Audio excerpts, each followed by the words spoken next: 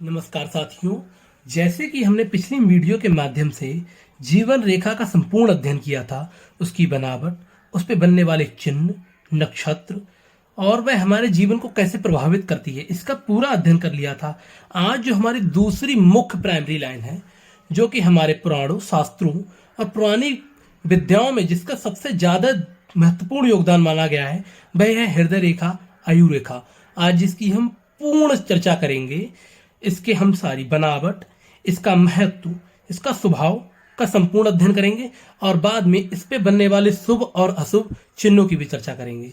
तो हम इसको आगे बढ़ाते हुए सबसे पहले तो इसकी बनावट को देख लेते हैं।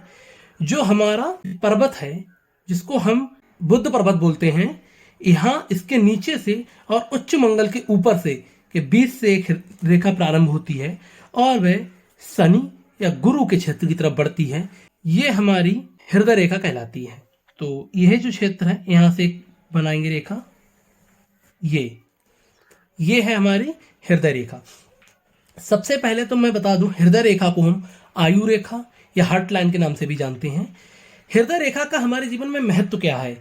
हृदय रेखा हमारी आयु गणना, हमारा स्वभाव, हमारा प्रेम कितना सहज है, प्रेम कितना अनुकूल है, इसके बारे में और आध्यात्म, इन पर महत्वपूर्ण प्रकाश डालती है। इसीलिए हमारी ये प्राइमरी रेखा है, प्रमुख रेखा है, जिसका हम सबसे पहले अध्ययन करते हैं। सबसे पहले तो मैंने जैसा आपको बताया कि हृदय रेखा हमारे इस बिंदु से, जो हमारा प्राचीन मत है उसमें हृदय रेखा इस बिंदु से प्रारंभ करते हैं, लेकिन नवीन मत में हम यहाँ से उल्टा लेके चलते हैं और यहाँ पे समाप्त करते हैं। इससे फर्क नहीं पड़ता है कि हम हृदय रेखा किधर से प्रारंभ करके कहाँ ले जाते हैं, क्योंकि उसके गुण एक से ही आते हैं। तो मैं अपने पुराने मत से चलता हूं, हृदय रेखा को यहां से प्रारंभ करके बुध के क्षेत्र से नीचे मंगल के क्षेत्र के ऊपर से प्रारंभ करके कहां पे, अपने शनि और गुरु पर्वत की तरफ ले जाते हैं। इस तरीके से जो ये रेखा दिखाई देती है, इसको हम हृदय रेखा या फिर आयु रेखा बोलते हैं, ये वाली। ठीक है। अब प्राचीन मत हमारा क्या कहता है कि इनसे आयु गणना कैसे करें? तो वह बोलता है कि सबसे पहले अगर हृदय रेखा किसी की प्रारंभ हुई है और वह केवल यहां तक पहुंची, यहां पर ही समाप्त हो गई, इसके आगे बढ़ी ही नहीं, तब यह हमारी 25 वर्ष की आयु को दिखाती है। जो हमारी कनिष्ठा और अनामिका है, इसके बीच ही मध्य में आके समाप्त हो गई। अगर ये आगे बढ़ते हुए हमारी मध्यमा और अनामिका तक पहुंच गई, तब यहां तक पहुंच गई, तो ये 50 वर्ष। अगर ये मध्यमा और तर्जनी के बीच तक पहुंच गई तो 75 वर्ष, और ये अंत तक पहुंच गई। इस तरीके से पूरी, किसी किसी हाथ में बिल्कुल अंत तक होती है, तब ये 100 वर्ष की अवधि को दिखाती है। ये हमारा प्राचीन मत है। आज के मत में इसको केवल आयु से नहीं देखा जाता है। आयु से देखने के लिए हम अपनी जीवन रेखा को भी विशेष ध्यान देते हैं, मस्तिष्क रेखा का भी विशेष ध्यान देते हैं। उसके अलावा जो हमारे हाथ की बनावट है, दूसरे शुभ और अशुभ गुण हैं, उनको देख के ही आयु की गणना करते हैं। प्राचीन मत ये था। अब मैं नवीन मत की बात करता हूं। नवीन मत में हम हृदय रेखा को इधर से प्रारंभ करके यहाँ पे अंत करते हैं। ये तो हमारा प्राचीन मत और नवीन मत हो गया। अब इसकी हम पहले बनावट की चर्चा कर लेते हैं। हृदय रेखा की शुभ या अशुभ बनावट कैसी है? अगर हृदय रेखा सुंदर, जैसे ये मैं बना देता हूं, एकदम साफ, गहरी, स्पष्ट, सुंदर है, इसमें ना ही कोई गड्ढा है, ना ही ये खुरदरी है। जैसे कई बार आपने देखा होगा हृदय रेखा अक्सर खुरदरी हो जाती है, ऐसी भी नहीं, बिल्कुल एकदम साफ। इस तरीके की हृदय रेखा नजर आ रही है आपको, साफ एकदम हृदय रेखा है, ना ही गड्ढा है, ना ही कोई इस पे इस तरीके के क्रॉस का चिन्ह या गोला का चिन्ह, व्रत जिसको हम बोलते हैं, या दीप या तिल या बिंदु, या ये कुछ भी नहीं है, बिल्कुल साफ है। तो यह अत्यंत शुभ हृदय रेखा मानी जाएगी। इसके अलावा हृदय रेखा ज्यादा चौड़ी नहीं होनी चाहिए। ऐसा ना हो कि हृदय रेखा इतनी चौड़ी हो जाए कि हमें ऐसा मालूम हो कि एक नहीं 2 हृदय रेखा। इस तरीके से हमारी अमूमन लाइनें ऐसी होती हैं, अगर ये इतनी चौड़ी हो गई है और हमारी बाकी रेखाएं बहुत ही पतली हैं, इस तरीके से, और सब रेखाएं बहुत पतली सामान्य हैं, और ये इतनी चौड़ी हो गई है, तब ये एक अशुभ लक्षण है। ऐसी भी नहीं होनी चाहिए। तो ये हमारी हृदय रेखा कैसी होनी चाहिए? एकदम जैसी हमारी दूसरी रेखाओं की स्थिति है, जितनी चौड़ी दूसरी रेखाएं हैं उसी की तुलना में उतनी ही चौड़ी होनी चाहिए। ये इसकी शुभ स्थिति रहेगी। ज्यादा चौड़ा ना हो, खुरदरी त्वचा ना हो, स्पष्ट हो, साफ हो। इसके अलावा हृदय रेखा का रंग कैसा होना चाहिए? ग्रंथों में गुलाबी या ताम्र जो हमारे तांबे का कलर है वैसा रंग अगर हृदय रेखा का है इस तरीके का, तो ये शुभ लक्षण है। उसके अलावा हृदय रेखा श्वेत नहीं होनी चाहिए, सफेद। अगर हमारा पूरा जो पाम है, हमारा करतल है, ये पूरा ताम्र है, हृदय रेखा अगर श्वेत हो जाती है, सफेद हो जाती है, तो ये अच्छा संकेत नहीं है। ये हमारी सुस्ती का संकेत है, ये हम उत्साहित नहीं है इसका संकेत है। अगर हमारी हृदय रेखा पीली पड़ जाती है तो ये हृदय को रोगों के संबंध को बताती है। मैंने बनावट और रंग की बात कर ली है। अब मैं बात करता हूं हृदय रेखा कैसी होनी चाहिए, हृदय रेखा की अवस्था कैसी होनी चाहिए। हृदय रेखा कई बार देखा गया है कि इस तरीके से किसी किसी के बिल्कुल अंत तक मिली हुई होती है, ये अंत तक ये मिल जाती है। और हमने कई बार पाया है कि मस्तिष्क रेखा उसमें होती नहीं है पर्वत पे। जैसे मान लिया जीवन रेखा तो थोड़ी सी होती है, लेकिन मस्तिष्क रेखा बिल्कुल या तो इतनी होती है बिल्कुल नहीं होती। तब ऐसे में हम इस मस्तिष्क रेखा माने या हृदय रेखा माने, शास्त्र कहते हैं इसको हृदय रेखा ही मानना चाहिए, क्योंकि हमने कई बार देखा है जातकों में मस्तिष्क रेखा बाद में आ जाती है। मस्तिष्क रेखा बढ़ती और घटती भी रहती है, लेकिन हृदय रेखा में ऐसा नहीं पाया गया है। इसलिए जो हमारे प्रमुख लाइन है, पहले उसमें हम हृदय रेखा को ही मानेंगे, बाद में मस्तिष्क रेखा को मानेंगे। अब इसकी बनावट की चर्चा करते हैं। अगर हृदय रेखा इस तरीके से जा रही है सामान्यता, और इसमें एक श्रृंखला का निर्माण हो जाए, ऐसे ना जाके ये गोल गोल छल्ले आ जाए पूरी रेखा पर इस तरीके से, तो ये रोगी का लक्षण है। उसके अलावा ये दिखाता है कि ऐसे व्यक्ति को धोखा मिलता है या वो धोखा देता है। अब ये कैसे पता करें ऐसा व्यक्ति धोखा देगा या उसे धोखा मिलेगा?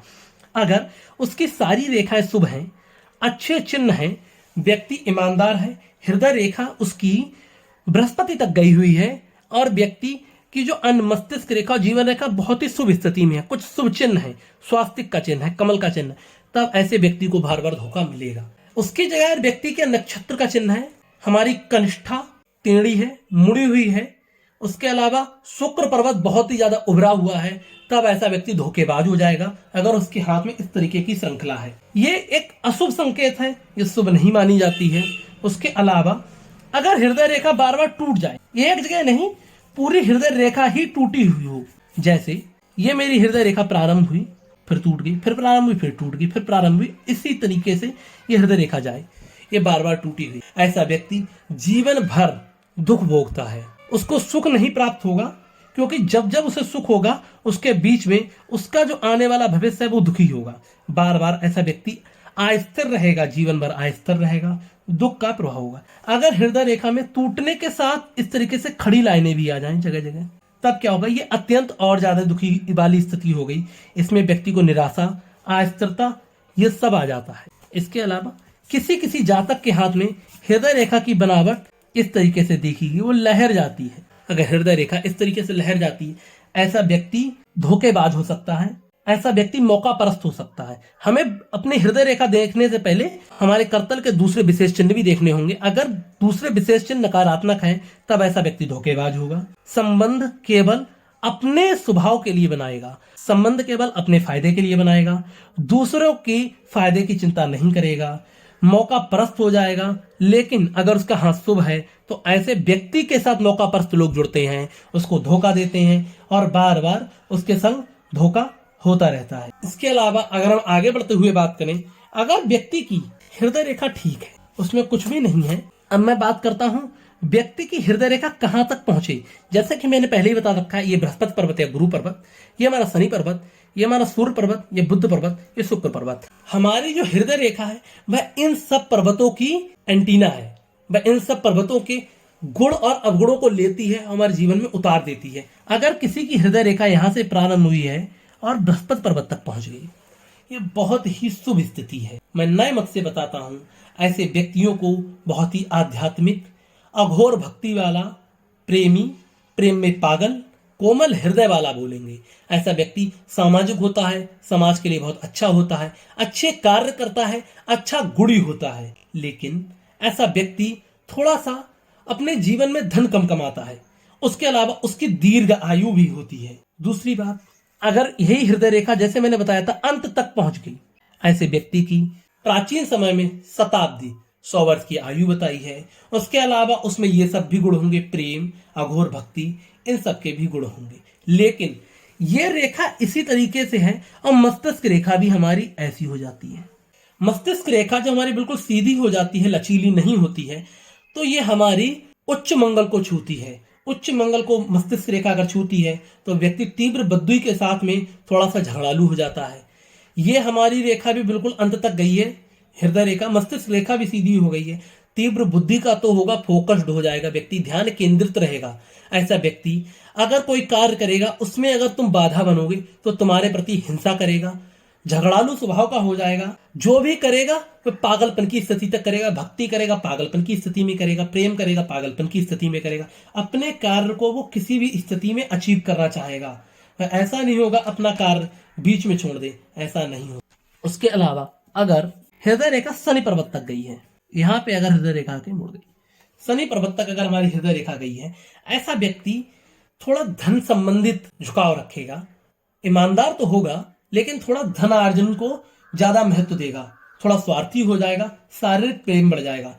उसके अलावा अगर हमारी हृदय रेखा सूर्य पर्वत पर रह गई, यहां तक गई, ऐसा व्यक्ति थोड़ा कीर्ति और यश के पीछे भागेगा। ऐसा व्यक्ति थोड़ा भोगी हो जाएगा, थोड़ा लालची हो जाएगा, उच्च महत्वाकांक्षा वाला हो जाएगा। हमेशा यह चाहेगा उसको क्या कुछ ना मिल जाए, थोड़ा सा ऐसा हमें अच्छा नहीं माना गया है, थोड़ा अल्पायु का माना गया है।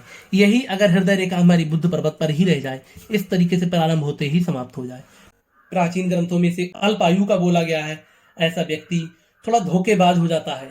ऐसा व्यक्ति को या तो धोखा बहुत मिलता है या धोखा बहुत देता है। ये एक अच्छी स्थिति नहीं है।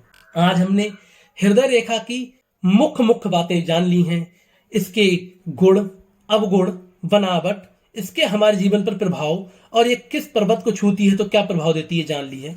इसके हम भाग 2 पार्ट 2 में बात करेंगे कि हृदय रेखा में जो शाखाएं निकलती हैं, आपने देखा हो हृदय रेखा द्विसंखित, त्रिसंखित हो जाती है तो उसका क्या मतलब है, क्या महत्व है। आशा करता हूं आप इस सीरीज से कुछ ना कुछ नया सीख रहे होंगे। आप चैनल को सब्सक्राइब करें, दूसरों को वीडियो शेयर करें और कोई भी प्रश्न हो तो उसको कमेंट सेक्शन में जरूर छोड़ें। धन्यवाद।